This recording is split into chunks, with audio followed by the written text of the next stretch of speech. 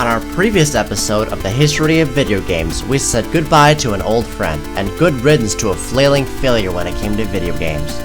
Sony finally flexed their muscles at Nintendo and released the PlayStation. Sega got back in the game themselves to compete with the new competitor, Sony, but Nintendo is not competing with Sony and Sega yet. In October of '95, the one-burn blunder company Casio decided to release another game console, this time focused on a specific demographic. Just like Bandai's failure in marketing directly to children, so did Casio when it came to the female market on the Loopy, or known as its full name, the Casio MySeo Computer SV100. The Casio Loopy was marketed towards a female audience, and the console colors and form factor were proof of this. Loopy had the ability to print on-screen graphics onto sticker and label paper with its built-in printer. It also featured an adapter called the Magical Shop Word Processor, which allowed the Loopy to be plugged into VCR DVD outputs. The user could then create stickers and add text to them using the GUI. The cartridges had a slight resemblance to the Nintendo Famicom, and with mainly most of the Loopy's game library consisting of dress-up, the Loopy went downhill from the get-go, and was another commercial failure for Casio. With Sega still hurt from the losses of the Game Gear, they did not give up the handheld market yet. Instead of a new separate handheld, Sega released the Sega Nomad for $180. The Nomad was literally just a portable Genesis Mega Drive, which was at the end of its life stage by this point.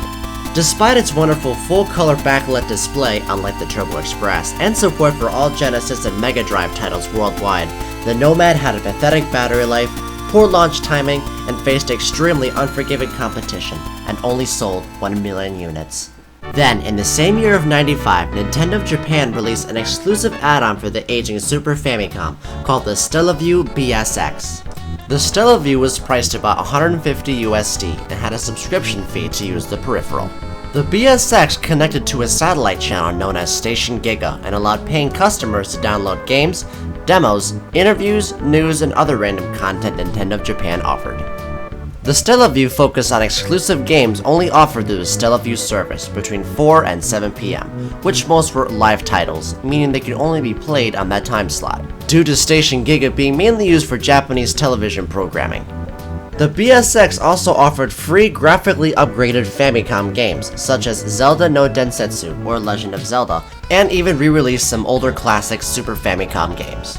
The Stellaview BSX broadcasted through Giga from April of 1995 until June of 2000. Similar to the Stellaview, released a year before 1994, Sega had a very similar service called Sega Channel, which also used a subscription fee. The Sega Channel ran from December of 1994 to July 31st, 1998. However, unlike the Stellaview, the Sega Channel ran its own service by Time Warner, and thus was not limited to a 4-hour time slot. The Sega Channel was also released in the United States, unlike the Stellaview, which only made it to Japan. With Nintendo making hand over fist with the Game Boy, Nintendo, and Super Nintendo, the growing giant decided to cross another uncharted frontier, the world of virtual reality. This new project was dubbed the VR32, which used dual displays and created a 3D gaming experience. Unfortunately, the VR32 was met with criticisms from the public, and they were not too impressed with the VR32 before launch. Nintendo's upcoming project used a bland red and black color spectrum that paled in comparison with the next-gen Saturn and PlayStation. The leader of the VR32 project, Gunpei Yokoi, insisted that further tweaks needed to be done before the VR32's launch, but Nintendo rejected his request. After 2 years of development, the VR32 was finally named the Virtual Boy in 1995 and was priced at $180.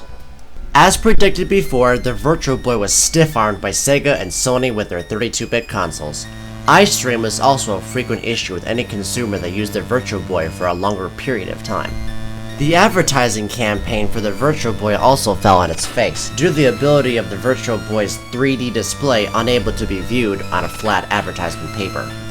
After launch and only 22 games in its library, the Virtual Boy missed its sales mark by 50% and sold only 770,000 units worldwide, in comparison to their target of 1.5 million.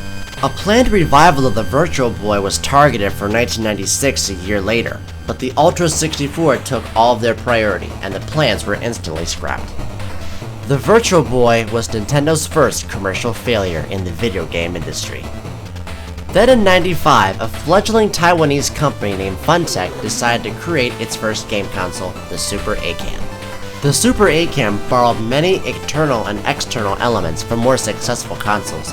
It looked like a Super Nintendo, utilized a Motorola processor found in the NES, and the controller pin setup was similar to that of the Genesis. Needless to say, with only 12 games, the Funtech Super A-Can faded into obscurity, and it's a very valuable collector's item to this day.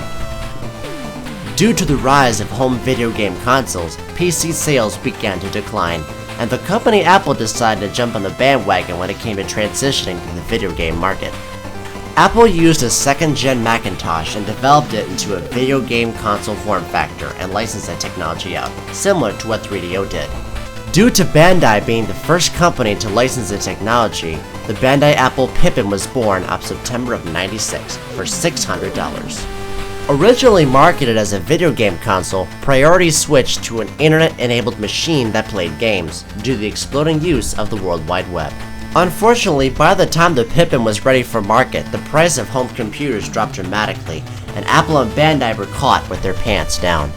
The benefits of a PC and the lowered price compared to the $600 asking price of the Pippin were not enough to convince any future Pippin owners. Even though the Apple Pippin could produce graphics to rival Sony, it was unnoticed by everyone. With a predicted amount of only 5,000 units sold, Bandai pulled its support for the console a year later. The Bandai Apple Pippin is a very rare and valuable obscurity to this day, and Apple has not plunged into the video game market since. Even with Nintendo stretching the lifespan of the feeble SNES, it was finally time to say goodbye to the outdated 16-bit era and jump headfirst into the future. As stated before, Nintendo's new secret project was through Silicon Graphics, named the Ultra 64. Before launch, Nintendo announced the Ultra 64 would use cartridges and not the new compact disc format. This instantly made some third-party developers shy away due to the lack of storage media for CD-quality music and FMVs compared to the CD. Nintendo's argument was that the cartridge format would prevent long load times and the games would not be prone to CD scratches. So on September of 1996, the Ultra 64 was ready for market. Its final name was the Nintendo 64, priced at $200. Even though the N64 ports of games were more expensive than the other competitors' CD formats, the console was an absolute success, even with a shortage of quality games. Nintendo partnered up with Rare and released some of the best games in the console, which paid homage to the older NES and SNES franchises. The 64 paved the way for enhanced rumble effects and the analog-digital controller, with over 30 million units sold worldwide. After the Nintendo 64, Nintendo was the last company to support the aging cartridge format era, and Nintendo finally had an answer for developers wanting more out of the limited cartridge format. In 1999, when the 64 was a legacy console, Nintendo attempted to revitalize it by releasing a zip drive add-on in Japan. It was named the Nintendo 64 Disk Drive for $300, better known as the Nintendo 64 DD. The DD was a peripheral that utilized the bottom external port and sat on the bottom of the console. It was the first fully writable bulk storage device for a home video game console and enabled game developers the freedom to store large amounts of gaming data. The 64 DD would allow current 64 titles to be updated through a service called RandNet. Zelda 64 planned to have updates to the gameplay and graphics via the DD service on RandNet. Available for a subscription fee, RandNet also enabled the same similar free services to what the Stellaview and Sega Channel offered. RandNet also allowed gamers to stream exclusive music, browse the web, play and even stalk others' live gameplay online. However, with its open customization promises, just a year later only 9 games were planned for the DD, and it was another commercial failure for Nintendo of Japan. The American launch was also cancelled. When support for the DD was cancelled in 2000 a year later, other games were planned for the future. These titles were scrapped permanently, downgraded as a 64 port in cartridge format, or postponed for Nintendo's newest secret project, Dolphin.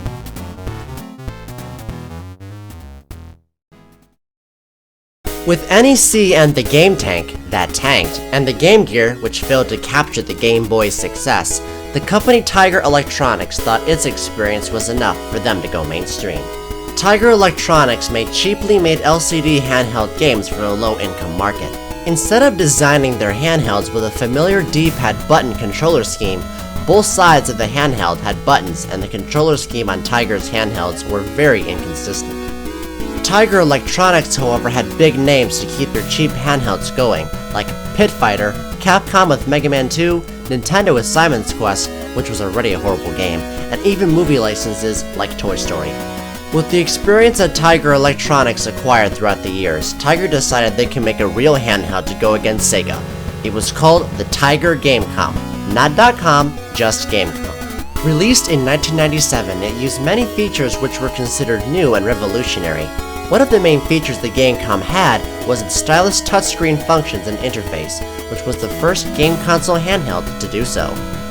The Gamecom sported many features similar to a PDA, such as a phone book, calendar to set up schedules, a calculator, and internet functions.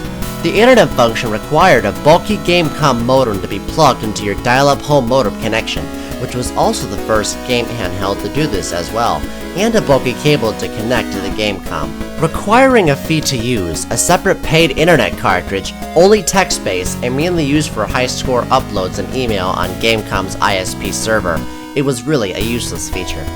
The Gamecom also had the rarity of 2 cartridge slots to put 2 of your favorite Gamecom games in, and could boot one at a time without taking a cartridge out to play them.